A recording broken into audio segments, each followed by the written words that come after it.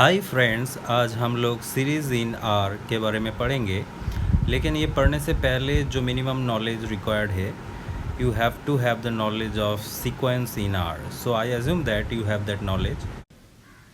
Subscribe कीजिए Ganit academy India channel को और बेल आइकन को दबाइए मैथ रिलेटेड वीडियो सबसे पहले देखने के लिए। So basically,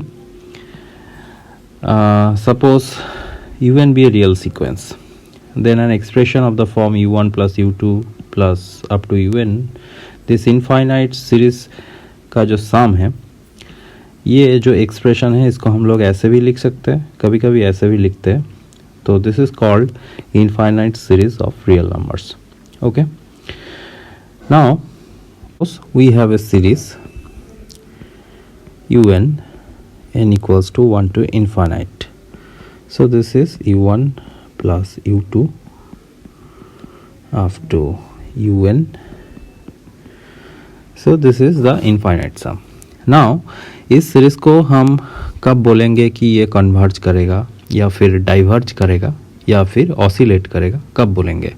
तो इसका जो डेफिनेशन है, un से हम लोग एक नया सीक्वेंस Sn फॉर्म करेंगे।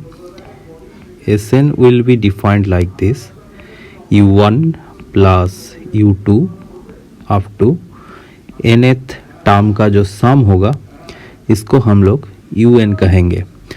सो this is the sequence of partial sum up to nth term. सो अगर Sn कोई फाइनाइट वैल्यू के तरफ जाएगा as n tending to infinite, then un का जो सम होगा उसको हम लोग L कहेंगे और un को बोलेंगे कन्वर्जेंस सीरीज। अगर Sn कोई फाइनाइट वैल्यू के तरफ नहीं जा रहा है, डाइवर्ज कर रहा है, देन ये जो सीरीज होगा ये भी डाइवर्जेंट कहेंगे। अगर Sn ऑसिलेट कर रहा है,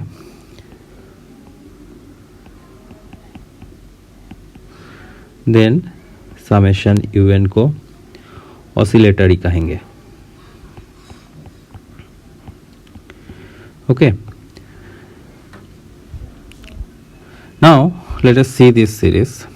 सो इसको हम लोग 1/2 minus 1/3, 1/3 minus 1/4, 1/4 minus 1/5, nth term होगा 1/n plus 1 minus 1/n plus 2, so on।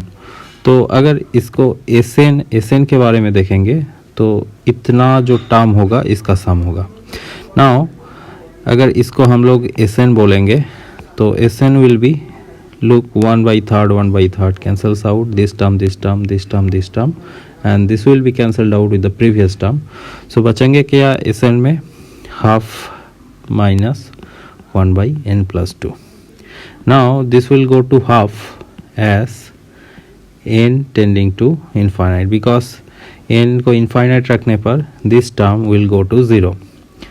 so Sn half पे कन्वर्ट कर रहा है तो ये सीरीज का सम होगा हाफ। ओके, सिमिलरली अगर इस सीरीज का देखेंगे, इस सीरीज का सम 1/4 होगा, क्योंकि इसका जो पार्शियल सम का सीक्वेंस है Sn को अगर हम ले लेंगे तो nth टर्म होगा n into n plus 1 to n plus 2।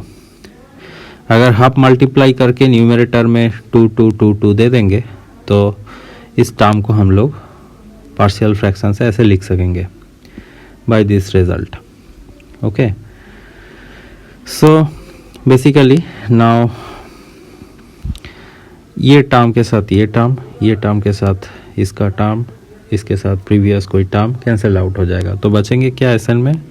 इतना ही बचेंगे। Now this term will go to 0 as n tending to infinite. So Sn 1/4 पे कन्वर्ट कर रहा है, देयरफॉर दिस सीरीज का सम होगा 1/4। Okay, now let us take another example. Suppose we have a series like this. So log का property use करके सारे term को अगर अंदर ले लेंगे तो ये आ जाएगा। नाउ लुक, 2 के साथ 2, 3 के साथ 3, 4 के साथ यहाँ के कोई टर्म, इसके साथ कोई प्रीवियस वाला टर्म कैंसिल हो जाएगा, तो बचेंगे क्या Sn में? Sn में बचेंगे log n plus 1 which tending to infinite as n tending to infinite, so this given series is divergent. Okay, now this series minus 1 to the power r minus 1, this is basically a series like 1 minus 1 plus 1 minus 1 so on. So this series sum will be either 0 or 1 depending upon अगर term का जो number होगा वो even होगा कि odd होगा. अगर even होगा तो s2n will tend to 0 and odd होगा तो s2n plus 1 will tend to 1. So Sn is not convergent but oscillatory. Also note that mod Sn less than equal to 1 bounded. So this is a finitely oscillatory sequence, right?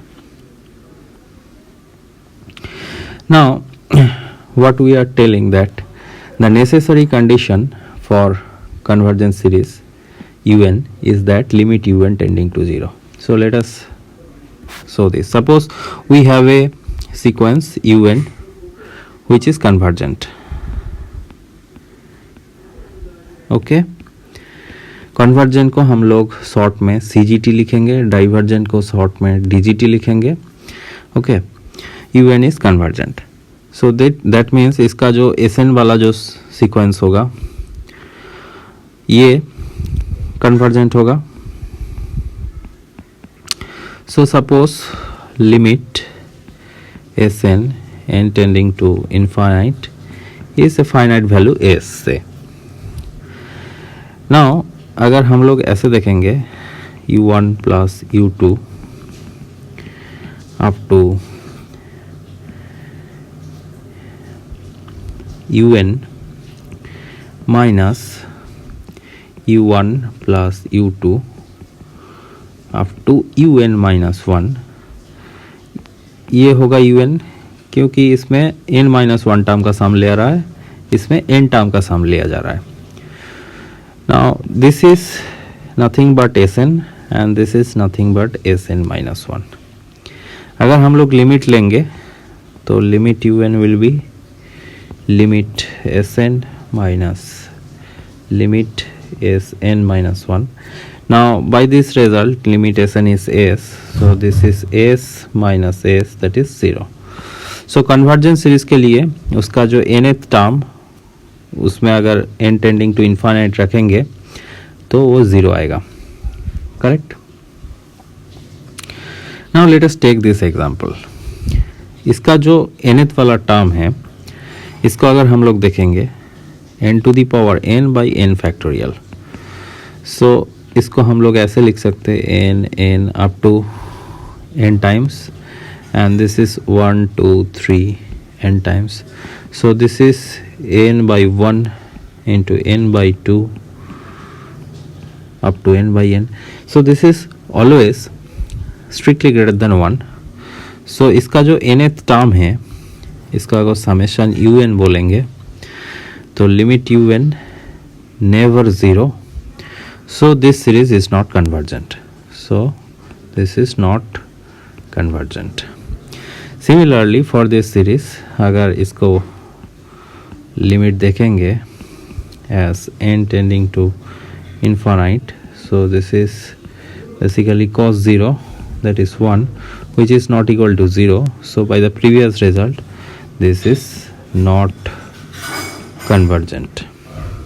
Okay, now a series un of positive terms, a series un of positive terms is convergent if and only if Sn का जो sequence बनेगा वो bounded होगा. कैसे? यहाँ पे जो चीज़ ज़रूरी है पॉजिटिव टर्म्स, तो ये रिजल्ट बेसिकली पॉजिटिव सीरीज के लिए एप्लीकेबल है.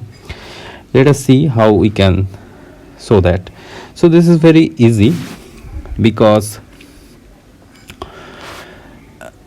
हम लोग क्या करेंगे, Sn दिया है बाउंडेड. Sn को हम लोग अगर मोनोटोन दिखा सकेंगे, Sn को अगर मोनोटोन प्रूफ कर सकेंगे तो मोनोटोन के साथ बाउंडेड दिया गया तो monotone bounded sequence is convergent, therefore Sn will be convergent, so the series will be convergent. So we have to prove only that. So Sn plus 1 minus Sn इसको calculate करते हैं. तो इसमें क्या बचेगा, un plus 1 बचेगा. Correct. Now un is positive term, so un plus 1 will be greater than 0. So Sn is increasing sequence. So Sn will be monotone as well as bounded. Therefore Sn sequence जो होगा ये convergent हो जाएगा, and by the definition of series whether ये convergent होगा कि नहीं, तो Sn के ऊपर डिपेंड करता है, तो the series will be convergent.